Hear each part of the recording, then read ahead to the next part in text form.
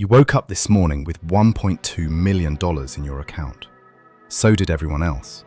Same time, same amount. And that was the day humanity learned the most expensive economics lesson in history.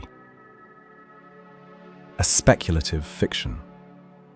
The day the numbers all came out. Even what happens when everything is fair, all at once. Chapter 1. The morning it happened. Mara Chen woke up to a notification she thought was spam. Her banking app, the cheap one she used because it didn't charge fees, had a new balance. $1,247,814. She blinked, put her phone down, picked it back up. The number hadn't moved. In Lagos, Emeka Osei was already on his feet, standing in the middle of his two-room apartment, hands shaking as his neighbor pounded on the door. "Emeka, have you seen it? Have you seen the number?" In Sao Paulo, a construction foreman named Luis Andrade sat on a concrete curb and cried. Not from joy exactly, but from a sensation he couldn't name. He'd never seen 7 digits before, not with his name attached to them. Nobody knew how it had happened. That was perhaps the strangest part. No government announced it. No billionaire philanthropy scheme had been credited. Blockchain analysts were stumped. The IMF released a statement saying they were monitoring the situation. The situation, as best anyone could tell, was this. Every adult human being on Earth, all 6.4 billion of them, had woken up with exactly $1,247,814 in a newly created, universally accessible digital account. The total global wealth divided equally, down to the cent. For the first 6 hours, the internet was pure euphoria. Memes, tears, proposals of marriage, declarations of early retirement. A shepherd in rural Mongolia bought a satellite phone just to tell his brother in Ulaanbaatar that yes, it had happened to him too. A barista in Portland named Travis quit his job at 7:48 a.m. via a sticky note that read simply, "I'm good." Wealth equality had been the dream. What nobody had modelled was what the dream looked like the morning after. But even in those first joyful hours, the economists were already pale. Not from envy, from the knowledge of what comes next when you hand everyone the same amount of water and tell them it's infinite. Chapter 2. The first 48 hours. A demand spike to end all demand spikes. Dr. Priya Nair had been a behavioural economist at the University of Edinburgh for 11 years. She spent the first 48 hours not celebrating, but staring at purchase data on 4 monitors, watching the global economy do something it had never done before. Everyone tried to buy something at the same time. The first goods to vanish were predictable. Airline tickets, land, houses in desirable cities, luxury cars. By noon on day 1, every flight out of every major airport was sold out for 6 months. Real estate listing sites crashed, not from traffic, but from the sheer volume of simultaneous purchase attempts. A 3-bedroom in suburban Dublin that had been listed for €340,000 received over 40,000 offers in 4 hours, most of them for full asking price. Day 1. Global commerce snapshot. Luxury vehicle orders, plus 14,000% versus prior week. Property purchase bids, plus 890,000%, server collapse. Commercial flights, sold out 180 days forward. Gold price, $44,000 per ounce and climbing. Travis, Portland, watching Netflix. Here was the brutal irony that Priya had seen coming. Money is not wealth. Wealth is what money can buy. And the physical world had not changed overnight. There was still the same number of houses, the same cattle, the same shipping containers of electronics, the same skilled surgeons and master plumbers and software engineers. You cannot redistribute talent, land, or time, only the numbers in accounts. And when every account surges simultaneously, the numbers start chasing a supply that hasn't moved an inch. Supply and demand is not a suggestion. It is closer to a law of physics. When demand spikes and supply cannot respond, when the butcher still only has 40 steaks and now 1,000 people with equal money want one, price is the only variable that moves. On day 2, a dozen eggs in New York cost $22. On day 3, it cost $38.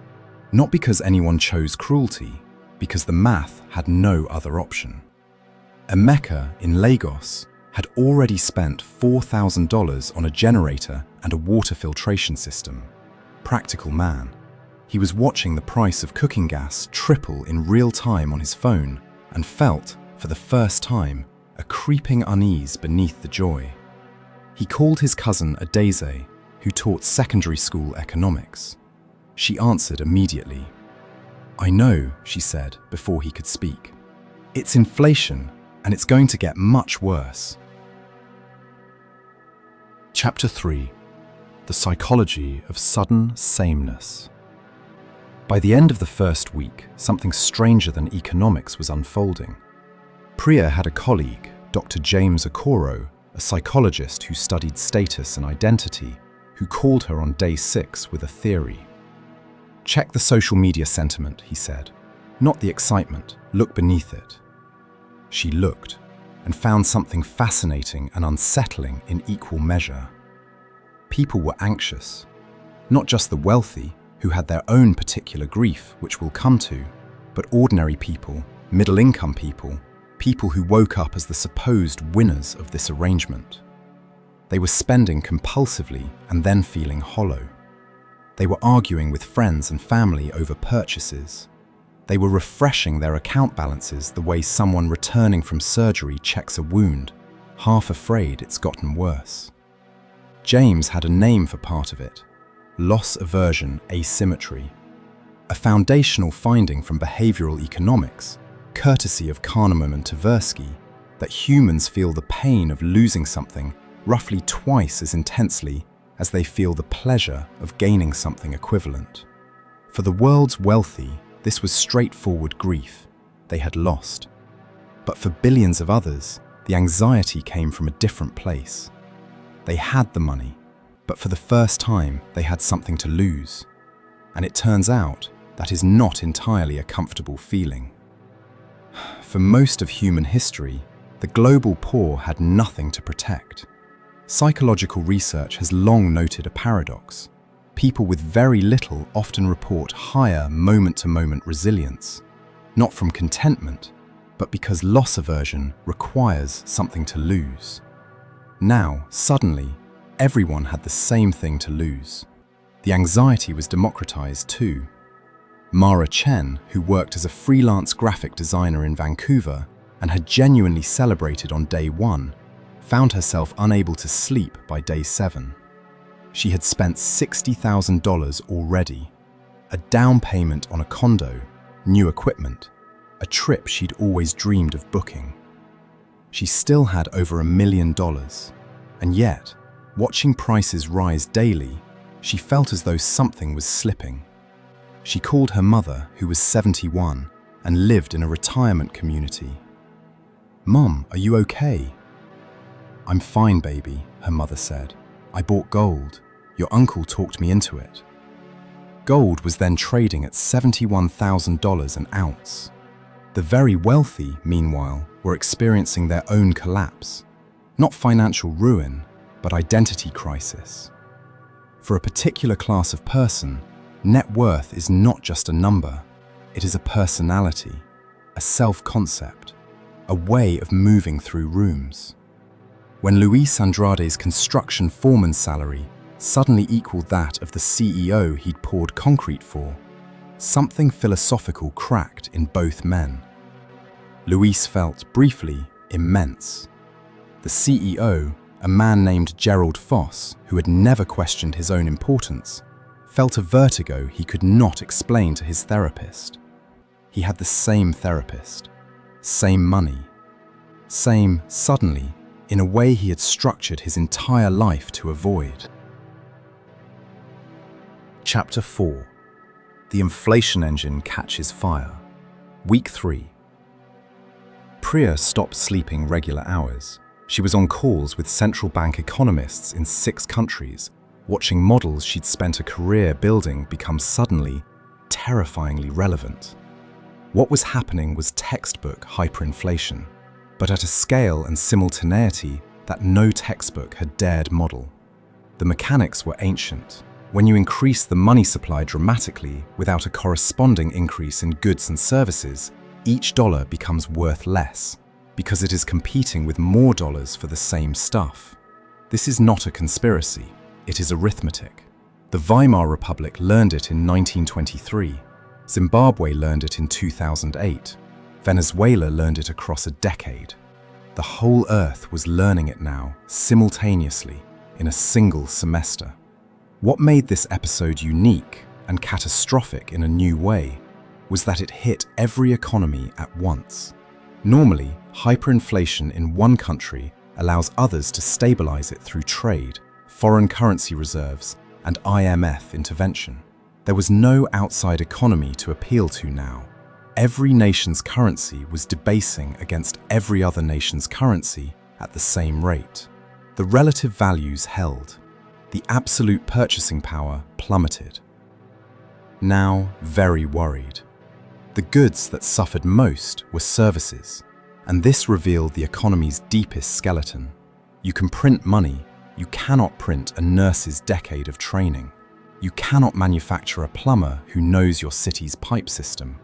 When Travis quit his job as a barista, he joined millions globally who had exited service work overnight.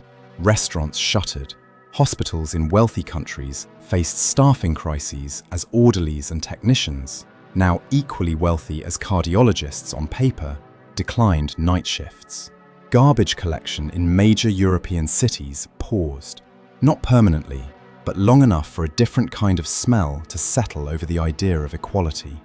Emeka had stocked up in week 1 and was, relatively, comfortable. He had, with characteristic practicality, also started offering generator sharing arrangements to his neighbors who hadn't prepared. He wasn't charging money for it. The money had started to feel slippery, unreliable. He was trading in goodwill, which had suddenly become the most stable currency available.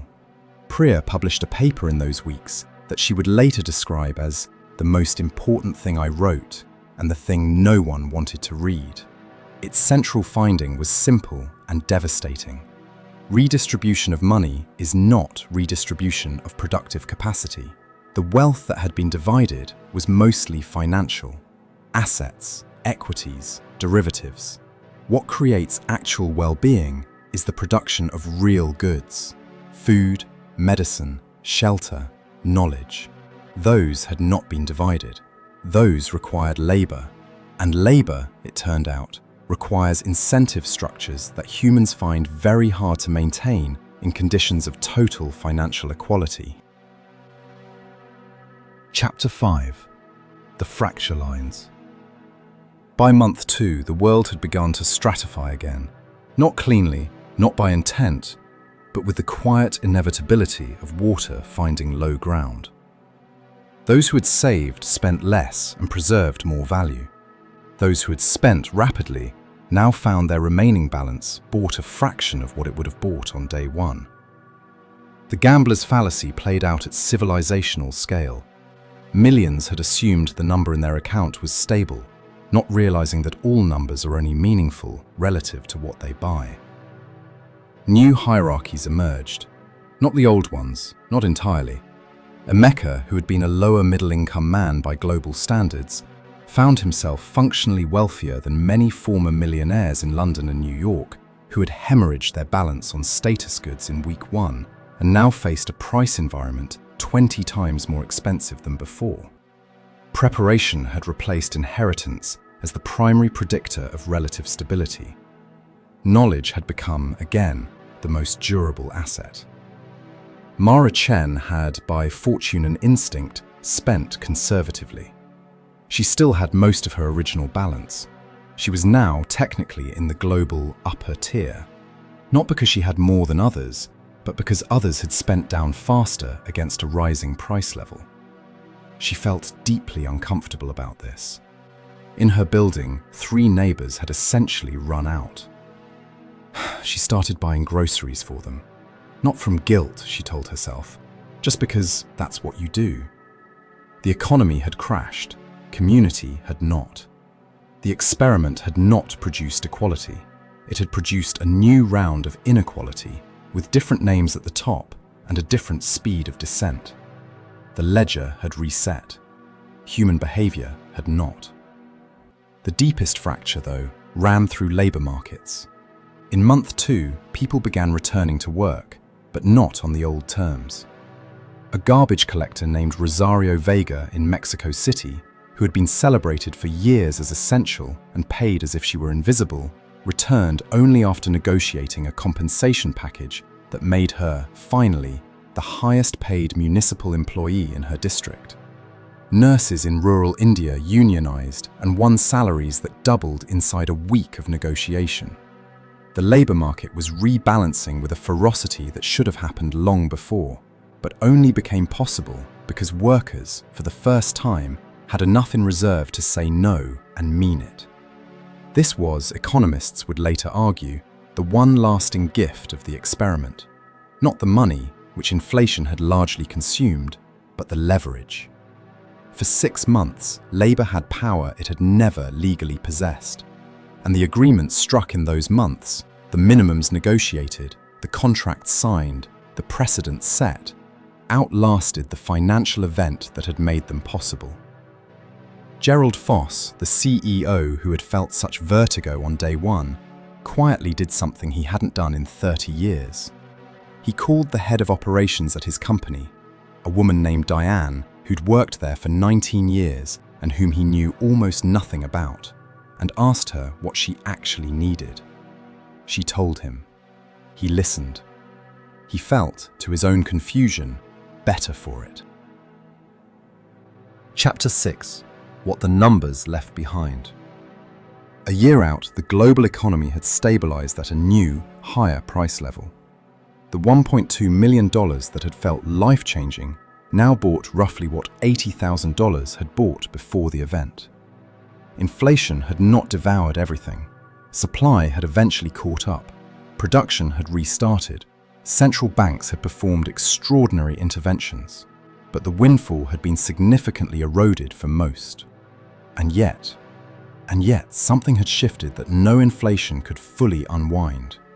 The billions who had lived in genuine poverty, in the bottom quartile of global income, had, even accounting for inflation, netted a real gain in material conditions. They had bought land, they had repaired homes, they had paid off debts that had been strangling their productive capacity for generations. The debt relief alone was estimated to have unlocked, in rural sub-Saharan Africa and Southeast Asia, a productive surge equivalent to 3 decades of conventional development aid. Emeka's neighborhood now had reliable electricity. Luis Andrade had started his own small construction firm. His first employee had been someone who used to be his boss. Priya Nair published her second paper at the 14-month mark. It was longer and people read it. Its conclusion was careful. The event had not created equality, but it had revealed with unusual clarity what equality actually requires. Not just capital redistribution, but structural changes in how labor is valued, how debt is structured, and how status is conferred. Money had been equalized overnight. Everything else had changed slowly, messily, incompletely, like it always does. Mara Chen was sitting on her condo balcony in Vancouver when she read the paper on her tablet. She'd kept the condo. It had cost her much more than anticipated, given the real estate surge, but she had made it work. She thought about the morning it had happened, the notification, the number, the feeling that something enormous had been corrected. She didn't regret that feeling. It had been true, in a way. Something had been corrected. just not the thing she'd thought, and not in the way she'd imagined. The world had learned, in one very expensive lesson, what economists had always known and rarely managed to explain. You cannot separate wealth from the systems that create it. You can move the water, you cannot move the watershed. Travis, the barista from Portland, went back to making coffee in month 4. Not at the same place, that had closed. At a worker-owned collective he'd helped start with 4 former colleagues. They paid themselves equally. They had arguments about everything. The coffee, by most accounts, was better than before. The world did not become equal. It never does, not cleanly, not permanently. But for 14 months, every human being on Earth had held, briefly, the same number in their hand, and had learned, the hard way and the only way, that a number is just the beginning of the question. What you do with it, what it can buy, who does the work, and who decides what the work is worth. Those were the questions the number had never been able to answer. They had to answer those themselves. They are still answering them now.